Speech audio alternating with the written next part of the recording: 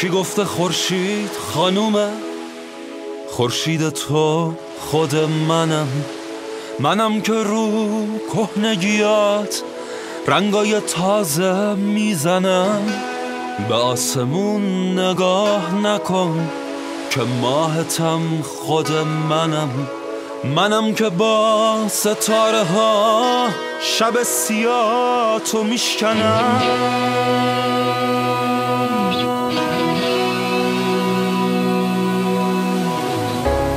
به این ترانه شک نکن، غرورمو طعنه نزن، صدای من حقیقته، آفتابی شو با عشق من.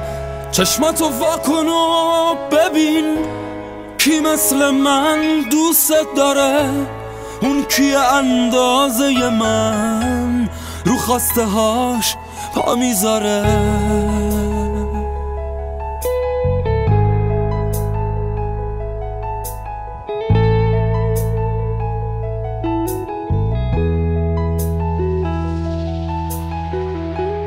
این عشق و این علاقه رو ببین، فقط نگاه نکن. برای هم صدا شدن هر کسی رو صدا نکن.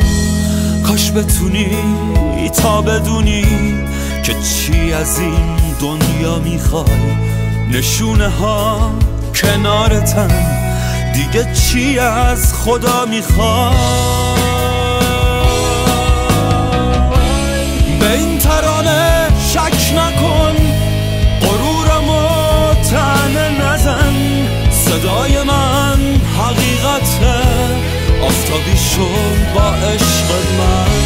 چشماتو واکن و ببین کی مثل من دوست داره، اون کی اندازه من رو خواسته هاش پا میذاره.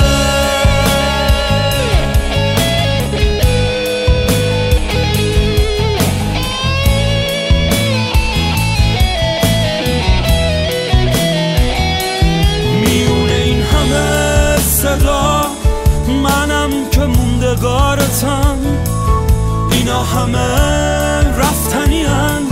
منم که تنها یارتم، از جاده های روبروت تنها یه راه مال توه.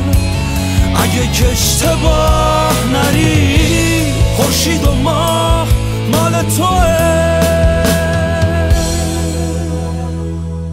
به این ترانه شک نکن، غرورمو طعنه نزن، صدای من حقیقته، آفتابی شو با عشق من. چشماتو واکن و ببین کی مثل من دوست داره، اون کی اندازه من رو خواسته هاش پا میذاره.